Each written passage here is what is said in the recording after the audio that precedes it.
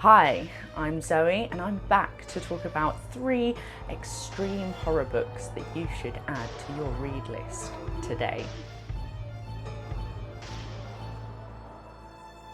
So yes, I know it has been a pretty hot minute since I've made a YouTube video, but I am back. I'm going to be delivering you more extreme book recommendations because I know that's exactly what you're here for.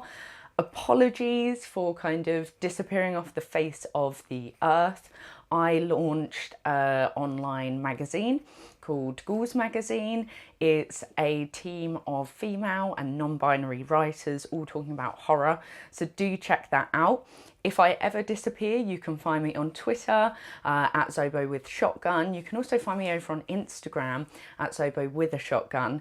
I'm always posting on there, so I am around. But yes, I'm back, and today I have another 3 recommendations for you, and I hope you are going to absolutely love them. Okay, so first on the list we have One Rainy Night by Richard Lamon, or Layman, however you want to say it, whatever's the best way. So this one was suggested to me by a good friend of mine, Sam Ashurst, who, if you don't know him, he is the co-host on the Arrow Video podcast. He's also a filmmaker. He's released 2 incredibly disturbing movies that I think you'll quite like. They're called A Little More Flesh and A Little More Flesh 2.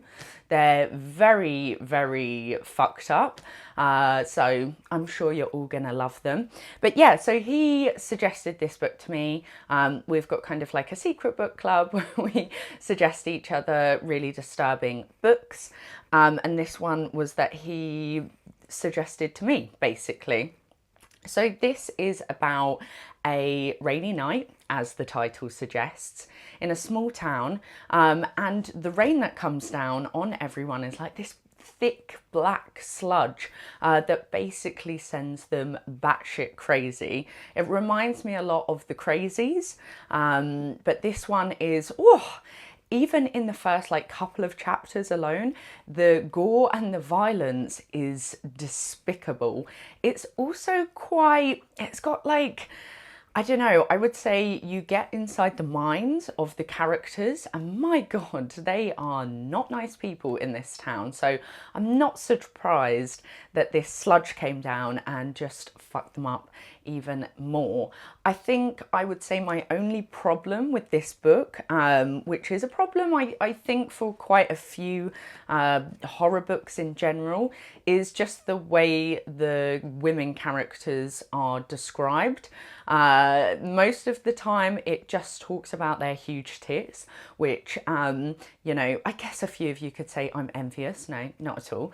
Yeah, it's just a little bit sexist the way it comes off, but that's not to say that it's not a great book. It's really, really interesting. I love the way that it kind of takes a snapshot of many, many different characters, so you don't necessarily kind of follow one particular character. You get insight into lots of different lives, lots of different people, all set in the same town on the same night, and I think that really enriches the story. So yeah, do check out One Rainy Night. Okay, next on the list is The End of Alice by A.M. Holmes. Gosh, that's a tough one to say. A.M. Holmes. I discovered this just through one of my random Google searches, and then I actually noticed that a few of you in the comments on some of my books had said that this one, that you thought that I would love it, and yes. So I really like that it's by a female writer. I think when it comes to extreme horror books, it's quite difficult to find many that are written by female writers. So that instantly kind of connected me with this story. So we follow 2 main characters in here. We have one main one. He is a guy, he's in prison. He's serving a very long sentence for basically being a child murderer and paedophile. So there's a lot of things in there that are quite difficult to read at times because it's all written from his point of view. He's basically pen pals with a girl. I think she's around about 20. she is not in prison, and they've started correspondence through letters. And basically, she starts writing to him, kind of saying that she's got the same affliction. She's very interested in young boys, which is a really interesting take, because I think when it comes to especially paedophiles, you often don't get it from a female point of view. It's typically like portrayed as a male thing. So I really liked that the book took a slightly different angle and threw that into the mix. So you often are reading mainly through his letters that he's writing to her, and then the way he kind of reads the letters that he's receiving from her. So mainly kind of just his mindset, which I think makes it so difficult to read in a way, because you know, it's not just the telling of a story that makes you feel removed from it in a sense.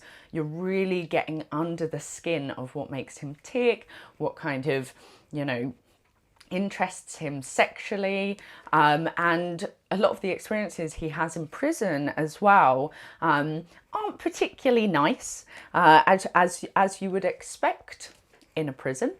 But yeah, I found it hard to read at times. I mean, you know, a lot of the books that I've covered on here, they do deal with child abuse, they do deal with paedophilia, but this one I found to be a lot more, how would I say it?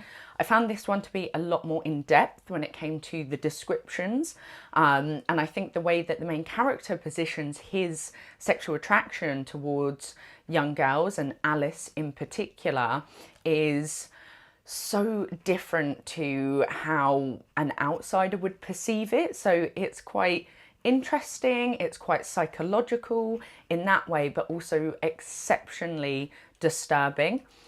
As we go through the book, we begin to understand actually what happened to this young girl, Alice, and the truth of his version of the story versus what actually happened to Alice at his hands. So yeah, I highly recommend The End of Alice.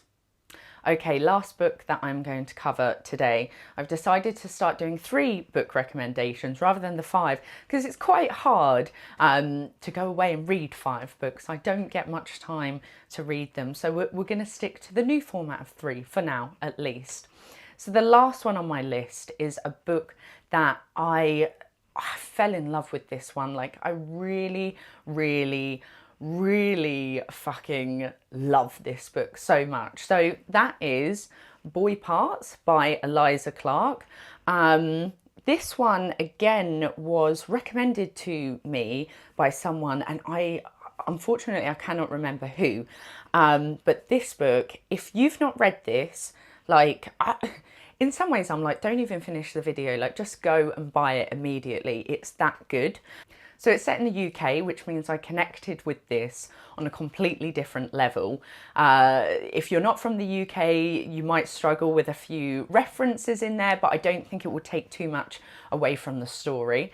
If you are in the UK, there are just really small kind of like UK-based tidbits in there that you're going to have a lot of fun with. There's a lot of references to Tesco.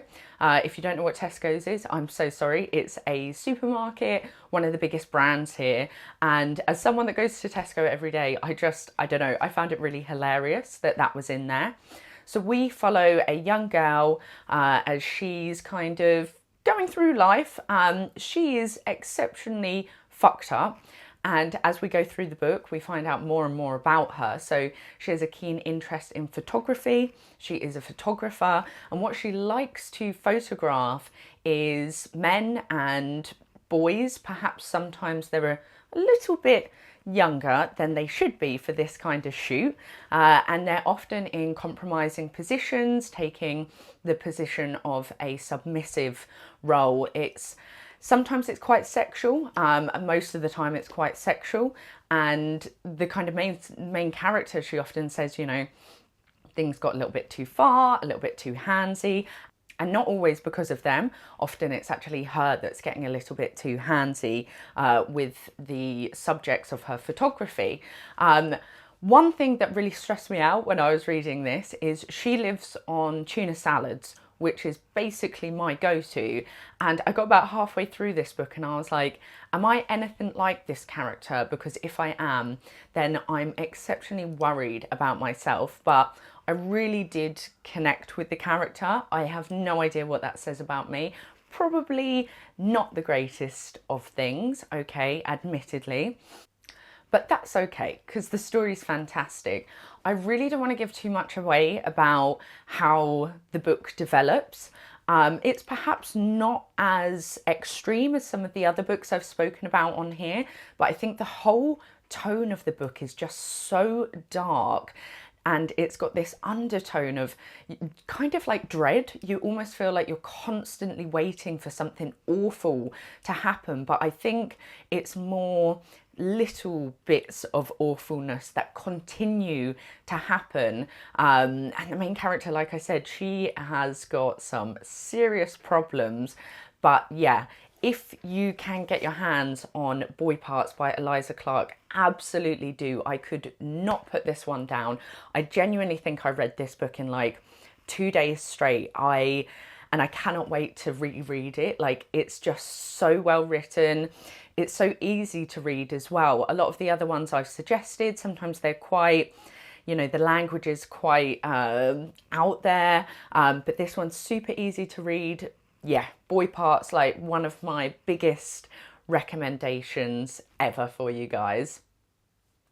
As always, thank you so much for watching. I do hope that you add those 3 to your list and you go and buy them. I think most of them are available on Amazon. Like I always say, try to buy secondhand. Apparently it saves the world. But also, you know, a brand new copy is also nice to have. I do understand that. Make sure that in the comments you drop any more book recommendations you have for me. I do have literally like a stack of 25 brand new, very extreme, nasty books. So I promise you I'm going to be bringing you more YouTube videos with more book recommendations. For the time being, like, if you like this video, please do subscribe, leave a thumbs up. As I always say, if you didn't like it, leave a thumbs down. You're still engaging with the content, and that is fabulous to me. Thank you guys for all of your amazing support so far.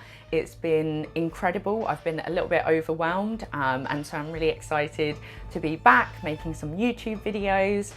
You can find all my social links in the show notes. Show notes, is that what you call it? You can find all my social links down there in that bit. That's what YouTubers do, don't they? They point down. And yeah, thank you so much for watching.